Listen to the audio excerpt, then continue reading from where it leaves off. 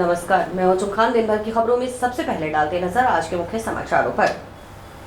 किसानों ने भारत चौक पर किया चक्काजाम, खरीफ फसलों की एमएसपी पर खरीद की मांग। अनुपस्थित मिले कलेक्ट्रेट के अधिकतर कर्मचारी, जिला कलेक्टर ने किया निरीक्षण। ग्रामीण क्षेत्र की समस्याओं व उनके समाधान पर चर्चा, जिला परिषद की साधारण सभा की बैठक आयोजित। जेल में निषेध सामग्री फेंकने के मामले में 2 आरोपी गिरफ्तार। अब खबरें विस्तार से। मूंग, धान, बाजरा, मूंगफली सहित खरीफ की अन्य फसलों की न्यूनतम समर्थन मूल्य पर खरीद शुरू करने की मांग को लेकर आंदोलनरत किसानों ने मंगलवार को पूर्व घोषणा अनुसार संयुक्त किसान मोर्चा के बैनर तले टाउन में भारत माता चौक पर चक्काजाम किया। किसानों ने ट्रैक्टर ट्रॉलियों व अन्य वाहनों को सड़क के बीच खड़े कर रास्ता जाम कर दिया और बीच सड़क धरने पर बैठ गए। चक्काजाम करीब 1 घंटे तक चला। चक्काजाम के चलते टाउन व जंक्शन की तरफ के अलावा सतीपुरा बाईपास पर वाहनों की कतारें लग गईं। हालांकि मौके पर तैनात पुलिस कर्मियों ने जंक्शन व सतीपुरा बाईपास की तरफ से आए वाहनों को टीबी बाईपास रोड की तरफ से डायवर्ट किया। इस दौरान पुलिस का भारी जाब्ता मौके पर तैनात रहा। इस मौके पर हुई सभा में वक्ताओं ने कहा कि 19 सितंबर से हनुमानगढ़ का किसान कलेक्ट्रेट के आगे धरने पर बैठा है। किसानों की मांग है कि सरकार की ओर से निर्धारित एमएसपी पर फसलों की खरीद की जाए। धान पर 2320 रुपए एमएसपी निर्धारित है, लेकिन हालात ये हैं कि हनुमानगढ़ धान मंडी में 1700 से 1820 रुपए प्रति क्विंटल में धान बिक रहा है। यही हालात मूंग के हैं। मूंग पर 8682 रुपए प्रति क्विंटल एमएसपी तय है, लेकिन 6000 से 6500 रुपए में मूंग बिक रहा है। धान मंडियों में मूंगफली की भी आवक शुरू हो गई, लेकिन अभी तक एक भी खरीद केंद्र जिले में निर्धारित नहीं किया गया है। उन्होंने कहा कि सरकार और देश के प्रधानमंत्री कह रहे हैं कि एमएसपी थी, एमएसपी है और एमएसपी रहेगी।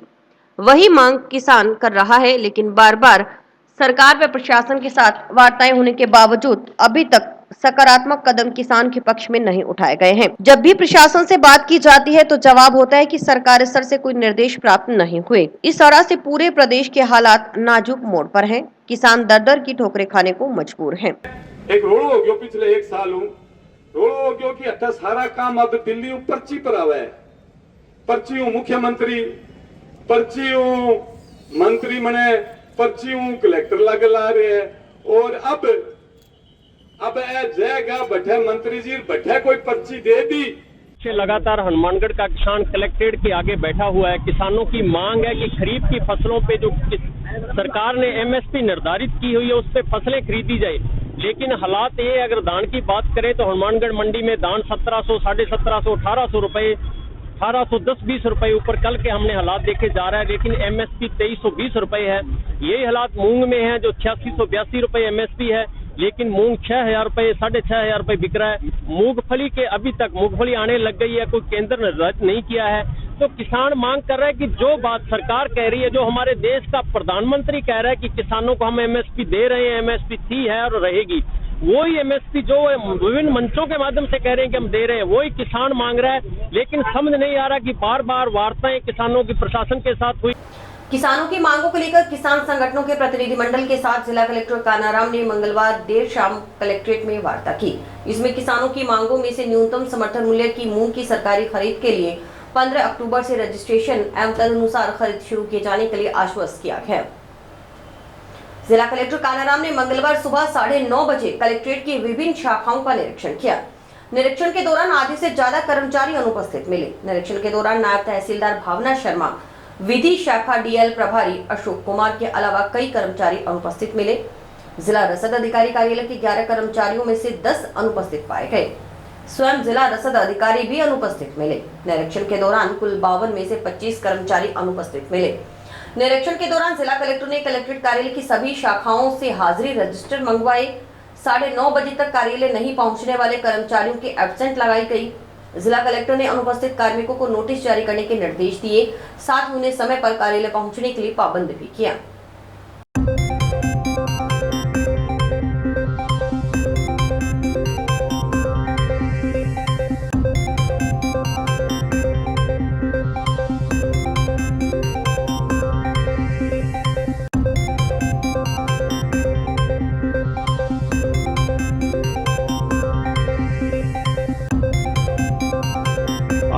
आज दिनांक श्रीमान कलेक्टर साहब ने 9:30 बजे आके कार्यालय का निरीक्षण किया।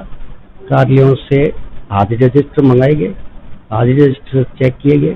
जो अनुपस्थित 9:30 बजे न पहुंचे उनके एब्सेंट लगाई। उसमें काफी कर्मचारी कुछ अनुपस्थित थे। उनके निर्देश दिए कि समय पर कार्य समय पर आओ, और जो नए आए उनको नोटिस के लिए ही कहा है, नोटिस जारी किए जाएंगे। समय पर आने के लिए निर्देश दिए हैं कलेक्टर साहब ने। जिला परिषद की साधारण सभा की बैठक मंगलवार को जिला प्रमुख कविता मेघवाल की अध्यक्षता में हुई। जिला परिषद कार्यालय के पीछे स्थित सामुदायिक भवन में हुई बैठक में ग्रामीण क्षेत्र की समस्याओं व उनके समाधान पर चर्चा की गई। बैठक में उप जिला प्रमुख मुकेश कुमार, पीलीबंगा विधायक विनोद गोटवाल, कलेक्टर कानाराम, पुलिस अधीक्षक अरशद अली, जिला परिषद CEO OP Bishnoi, ACEO Sunil Chhabra सहित पंचायत समिति के प्रधान, जिला परिषद सदस्य और जिला स्तरीय अधिकारी मौजूद रहे। बैठक में जिला परिषद सदस्यों ने कई महत्वपूर्ण विषय सदन के सामने रखे, जिनको लेकर बैठक में सदन ने जल्द ही निराकरण करने का आश्वासन भी दिया। किसानों की फसल की एमएसपी पर खरीद शुरू नहीं होने का मुद्दा उठाते हुए कहा गया कि सरकारें आती जाती रहती हैं, लेकिन किसानों को अपनी फसलों का उचित दाम लेने के लिए हर 6 माह बाद सड़कों पर उतरना पड़ता है। अब भी 19 सितंबर से इलाके का किसान कलेक्ट्रेट के सामने धरने पर बैठा है। उन्होंने जिला कलेक्टर के समक्ष मांग रखी कि किसानों की समस्याओं का जल्द से जल्द हल निकाला जाए। उन्होंने विभागीय अधिकारियों पर जनप्रतिनिधियों के कॉल रिसीव नहीं करने का मुद्दा कलेक्टर के समक्ष उठाते हुए अधिकारियों को पाबंद करने की मांग की कि जब हम ग्रामीण क्षेत्र में जाते हैं, गांव में लोगों की समस्या के बारे में जो 10-10 आदमी हमारे सामने बैठे होते हैं, उनके सामने हम जो गांव के लोगों को समस्या बताते हैं, उस समस्या के हल की उम्मीद को लेकर जब आपके अधिकारियों से हम फोन करने की बात करते हैं तो साहब और किसी का फोन मत उठाओ साहब। हम पंचायत समिति, जिला परिषद, सरपंच, जनता द्वारा चुने गए हम जनप्रतिनिधि हैं, हमारा फोन उठा ले, उसकी वजह से हमारे गांव के लोगों के सामने हमारी इज्जत मान सम्मान बना रहे। हमारी समस्या का तो हल नहीं होना, हमें पता है इस बात का। नए पुलिस अधीक्षक अरशद अली ने कहा कि 2 सप्ताह से उन्होंने हनुमानगढ़ को अच्छी तरह से समझ लिया। उनकी समझ में आया है कि जिले में नशा व किसानों का चक्काजाम 2 मुख्य समस्याएं हैं। ये दोनों समस्याएं पुलिस के लिए बड़ी हैं। चक्काजाम आंदोलन में प्रजातंत्र की रीढ़ की हड्डी है। हर संभाग की अपनी अलग अलग परंपराएं हैं बात रखने और आंदोलन करने की। एसपी ने कहा कि प्रशासन की सहानुभूति किसानों के साथ है। उन्होंने जनप्रतिनिधियों से कहा कि प्रजातांत्रिक तरीके से अपनी समस्याएं रखें ताकि आमजन को कम से कम समस्या हो। मुझे लगभग 2 हफ्ते हो गए और लगभग जिले के सभी थानों का भ्रमण भी कर लिया और पिछले 30 साल का पुलिस का अनुभव है कि इतना समय नहीं लगता और मैंने बहुत अच्छे से समझ लिया। मेरे जो समझ में आई है वो 2 ही समस्या यहाँ हैं, एक नशा और एक किसानों का चक्का जाम। ये 2 समस्याएं पुलिस के लिए बड़ी प्रॉब्लम है, आम जन के लिए भी। आप पहले जैसे चक्का जाम की बताऊं, ये बात सही है, प्रजातांत्रिक आंदोलन प्रजातंत्र का रीढ़ की हड्डी है और मैं राजस्थान के लगभग सभी संभागों में रह लिया। हर संभाग की अपनी अलग अलग परंपराएं हैं, आंदोलन करने की भी, बात रखने की भी और रेस्पेक्ट और कल्चर की भी अलग अलग सबकी अपनी अपनी है। मैं पहले बीकानेर रहा हूँ, पांचवाड़ा। अब बताइए 5 घंटे में वहां से आप भी गुजर रहे होंगे, कोई प्रेग्नेंट लेडी को लेकर एम्बुलेंस जा रही होगी, कोई बीमार शिमार भी जा रहा होगा, कोई बहुत जरूरी काम वाला भी जा रहा होगा, उनको कितनी परेशानी होगी। इस एस्पेक्ट को भी कृपया जनप्रतिनिधि ध्यान रखें। नंबर 2, नशा। हमारी प्रायोरिटी है कि इस नशे को खास तौर पे ये जो मेडिकेटेड नशा और चक्के वाली समस्या का जब आजकल शुरू हुई है, मुझे बड़ी तकलीफ हुई कि जवान बच्चे शुरू किया नशा और 2 साल 3 साल में मर रहा। बहुत खतरनाक स्थिति है और हमारी टॉप प्रायोरिटी इस पर रहेगी।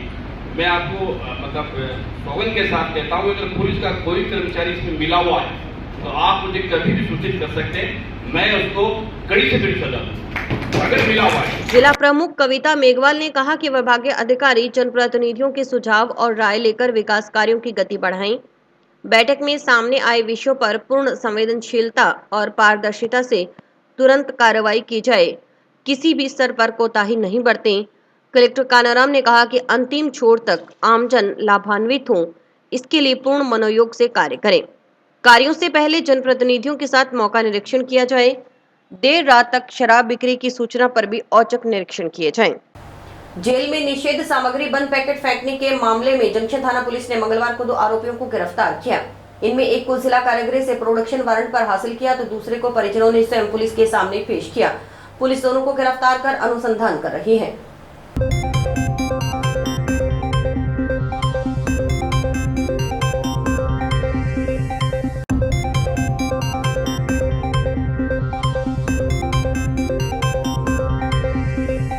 बीस 9/2024 को जेल के पास रेलवे लाइन की तरफ से अंदर से कोई निषेध सामग्री का बंडल फेंका था, जिसके अंदर 4 मोबाइल, कुछ खुला जर्दा, 2 मंडल और 3 डाटा केबल, जिसमें एक मुलजिम को अर्जुन को तो मौके पे ही पकड़ लिया था। उसके बाद में एक तलाश करके गिरफ्तार करके जेल से कराया था। 4 पूर्व में जेल से प्रोडक्शन वारंट लेके गिरफ्तार कर तफ्तीश कर जिनको जैसी कराया जा सकता है।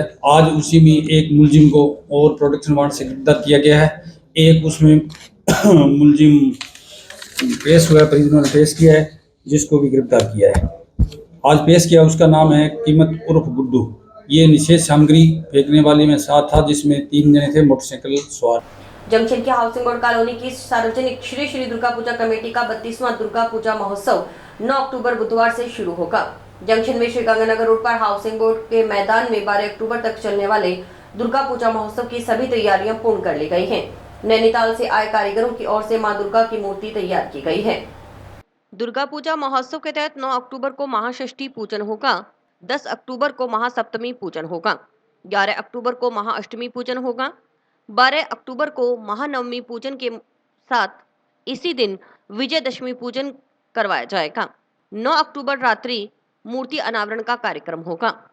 मूर्ति अनावरण समारोह के मुख्य अतिथि उद्योगपति प्रार्थना खड़गावत और पार्थ खड़गावत तथा राधेश्याम लखोटिया होंगे। मूर्ति अनावरण समारोह से पहले पूजा स्थल से खुंजा नहर तक कलश यात्रा निकाली जाएगी। 10 अक्टूबर को श्री राम प्रभात फेरी मंडल की ओर से महाआरती और उसके बाद भजन संध्या का कार्यक्रम होगा। इसमें अमरकांत मिश्रा, अमित शर्मा व भव्य गौड़ माता के भजनों का गुणगान करेंगे। 11 अक्टूबर को दोपहर में लंगर लगाया जाएगा और रात्रि जागरण का आयोजन होगा। 12 अक्टूबर को सुबह पूर्णाहुति और इसके बाद सिंदूर दान और शाम को खुंजा नहर में प्रतिमा का जल प्रवाह कार्यक्रम होगा।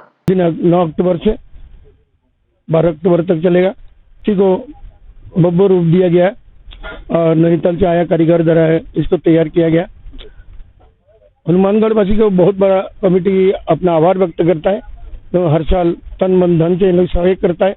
माता का अपार कृपा और सभी का सहयोग से ये काम होना संभव होता है। भाट विकास परिषद के प्रांत स्तरीय कार्यक्रम के अंतर्गत आयोजित समूह ज्ञान प्रतियोगिता में टाउन के SRM इंटरनेशनल स्कूल ने प्रथम स्थान हासिल किया है। ये प्रतियोगिता नगर इकाई हनुमानगढ़ की ओर से करवाई गई थी। मंगलवार को भारत विकास परिषद के पदाधिकारियों की ओर से पहले 3 स्थान पर रही टीमों को ट्रॉफी और स्मृति चिन्ह प्रदान कर सम्मानित किया गया। इस मौके पर सुशील जैन की ओर से प्रथम रही टीम को 3100 रुपए, द्वितीय रही टीम को 2100 और तीसरे स्थान पर रही टीम को 1100 रुपए प्रदान कर उनका उत्साहवर्धन किया गया।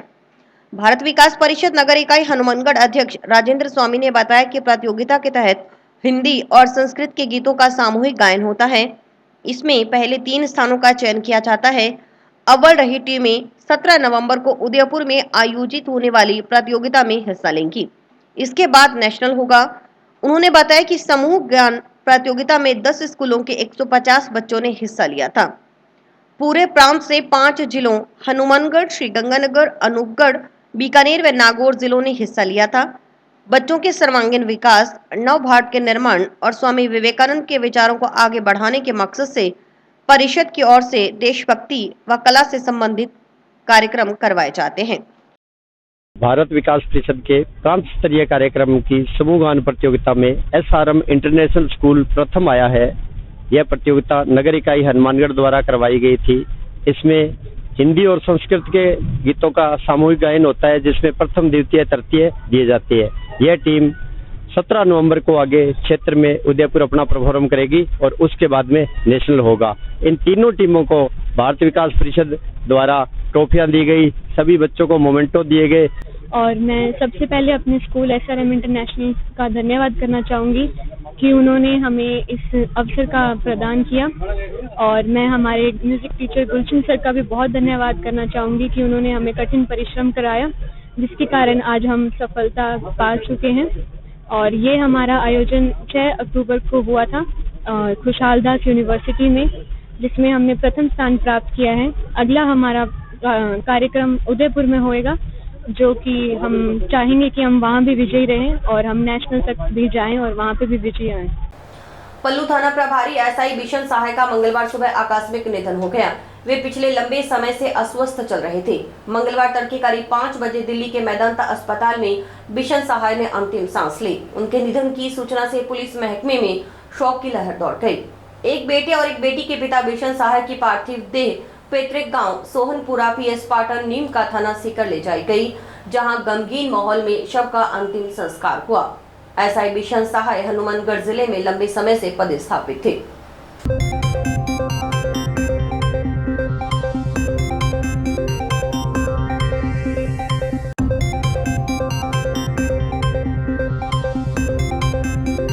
खबर हनुमानगढ़ के नोहर से है, जहां सोनड़ी गांव की होनहार व प्रतिभाशाली बेटी के रांची झारखंड में 14वीं हॉकी प्रतियोगिता में राजस्थान की टीम का प्रतिनिधित्व कर गांव में लौटने पर ग्रामीणों ने रवीना देहड़ू का भव्य स्वागत किया। सोनड़ी गांव के सरपंच प्रतिनिधि विनोद लालर ने रवीना को राजस्थानी साफा पहनाकर उनके उज्जवल भविष्य की कामना की। आपको बता दें कि राजस्थान हॉकी टीम में खेलने के लिए सोनड़ी गांव की बेटी रवीना देहड़ू झारखंड गई हुई थी। प्रतियोगिता में राजस्थान चौथे नंबर पर पोजीशन पर रही। आपको बता दें कि यह हॉकी प्रतियोगिता मरड़ गांव के Jaipal Singh astroturf hockey stadium में 14वीं हॉकी इंडिया जूनियर महिला नेशनल चैंपियनशिप रांची में हुई थी। गाँव की होनहार खिलाड़ी रवीना देहड़ू की राजस्थान टीम में मुख्य भूमिका रही। राजस्थान की टीम का नेतृत्व करने वाली नेशनल खिलाड़ी रवीना सोमवार को गांव पहुंची तो ग्रामीणों में खुशी का ठिकाना नहीं रहा।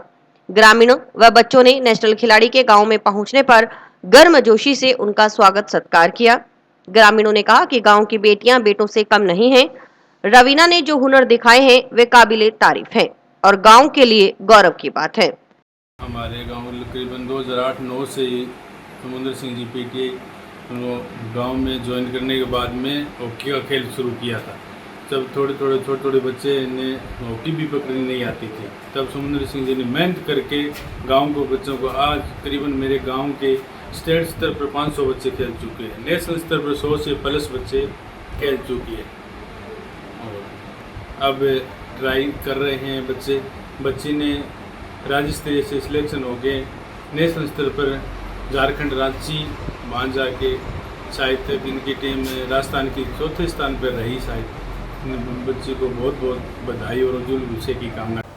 और इसी के साथ समाचार समाप्त हुए। रोजाना देखते रहिए समाचार। नमस्कार।